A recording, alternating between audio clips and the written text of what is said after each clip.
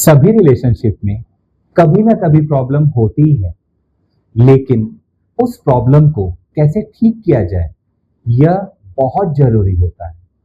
जब आप रिलेशनशिप में आई प्रॉब्लम को जल्दी से जल्दी ठीक करना सीख जाते हैं, तो आपका रिलेशनशिप बहुत लंबे समय तक टिका रहता है। किसी भी रिलेशनशिप में डिसएग्रीमेंट होना, आर्ग्यूमेंट होना, कॉन्फ्लिक्ट होना, ये नॉर्मल होता है। इन सब के बगैर रिलेशनशिप हेल्दी और जिंदा दिल लगती ही नहीं। किसी भी रिलेशनशिप में आर्ग्यूमेंट, डिसएग्रीमेंट या कॉन्फ्लिक्ट के बाद एक दूसरे के साथ फिर से इमोशनली कैसे जोड़ा जाए, ये समझ लेना ही रिलेशनशिप हीलिंग या रिपेयर कहलाता है। आज मैं रिलेशनशिप में जब भी कोई प्रॉब्लम आती है, तो उसे किस तरह से रिपेयर किया जाता है, इसी के बारे में बात करूंगा। हम इन चीजों को पॉइंट टू पॉइंट समझने की कोशिश करेंगे। तो सबसे पहला पॉइंट होता है टेकिंग रिस्पॉन्सिबिलिटी। किसी भी रिलेशनशिप में जब भी कोई गलती हो जाती है, तो दोनों पार्टनर्स को ये चीजें शांति से बैठकर सोचनी और समझनी चाहिए। और इसमें जिसकी भी गलती होती है, उसे समझदारी के साथ अपनी गलती को मान लेना चाहिए, अर्थात उस गलती की रिस्पॉन्सिबिलिटी खुद ले लेनी चाहिए। कभी भी अपनी गलती के लिए अपने पार्टनर को ब्लेम नहीं देना चाहिए, ना ही उसके साथ बिना किसी वजह के आर्ग्यूमेंट करना चाहिए।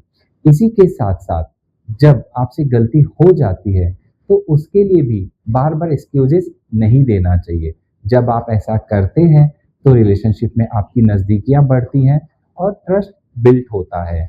इसी के साथ साथ आपका रिलेशनशिप भी बहुत लंबे समय तक चलता है। अब दूसरा पॉइंट होता है लिसनिंग एक्टिवली। जब भी दोनों पार्टनर में से कोई एक पार्टनर अपने पार्टनर से अपनी फीलिंग्स को, अपने इमोशंस को, अपने पेन को और अपने हैप्पी मोमेंट को शेयर करता है, तो उस समय उसकी बातों को ध्यान से सुनना चाहिए, उसकी फीलिंग को समझना चाहिए, न कि जल्दबाजी से उसकी पूरी बात सुने बिना ही उसकी प्रॉब्लम का सलूशन देने जाना चाहिए। जब तक आपका पार्टनर आपसे सलूशन न मांगे, तब तक उसे सलूशन न दें। इसके साथ ही साथ आपके पार्टनर की बातों को पूरा ध्यान से सुनें, उस मुद्दे को समझने की कोशिश करें और अपने पार्टनर को अपनेपन का एहसास दें। ऐसा करने से आपके बीच की बॉन्डिंग और ज़्यादा स्ट्रांग होने लगती है। तीसरा पॉइंट होता है अपोलोजाइज सिंसियरली। जब भी रिलेशनशिप में कोई गलती हो जाती है, तो समझदारी से और ऑनेस्टी के साथ अपने पार्टनर से माफी मांगे। याद रखिए, माफी मांगने का दिखावा नहीं करना है। अगर आप बार बार एक ही तरह की गलती करते हैं और बार बार उनसे माफी मांगते हैं, तो आप दोनों के बीच का जो ट्रस्ट होता है, वो धीरे धीरे खत्म होने लगता है। माफी मांगने के बाद वही गलती दोबारा ना हो, इस बात का पूरा ध्यान रखें। चौथा पॉइंट होता है कि रीबिल्ड ट्रस्ट स्लोली। जब भी आपकी गलती है, तो उस गलती को सुधारने की कोशिश करें और हमेशा जो कोशिश आप करें, वो ऐसी होनी चाहिए कि उसमें एफर्ट्स दिखने चाहिए।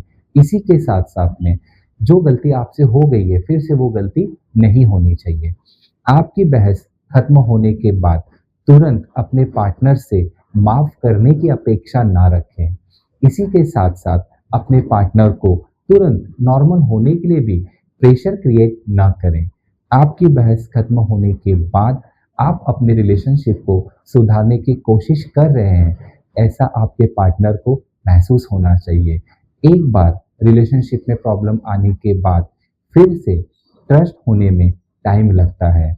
जब आप लगातार अपने रिलेशनशिप को अच्छा बनाने के एफर्ट्स लेते हैं, अपने बिहेवियर में चेंजेस लाते हैं और आपके द्वारा जो एफर्ट्स लिया जा रहा है वो अगर सच्चा है, तो धीरे धीरे ही सही, पर आपका पार्टनर फिर से आप पर ट्रस्ट करने लगता है।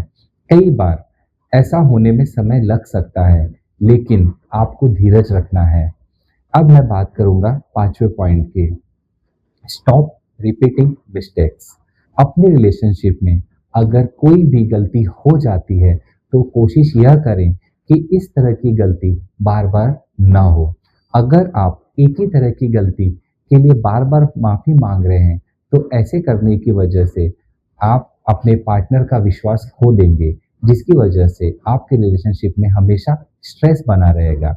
इसलिए जब भी कोई गलती हो तो अपने पार्टनर से माफ़ी मांगें और कोशिश यह करें कि आप अपने आप को बदल सकें। जब आप ऐसा करते हैं तो आपका रिलेशनशिप एक पॉजिटिव वे से लंबे समय तक टिका रहता है। और अंत में याद रखें, कई बार छोटी-मोटी गलतियों के कारण और अपने ईगो के कारण हम सही समय पर अपने पार्टनर से माफ़ी नहीं माँगते हैं और एक ही तरह की गलतियाँ बार-बार रिपीट करते रहते हैं।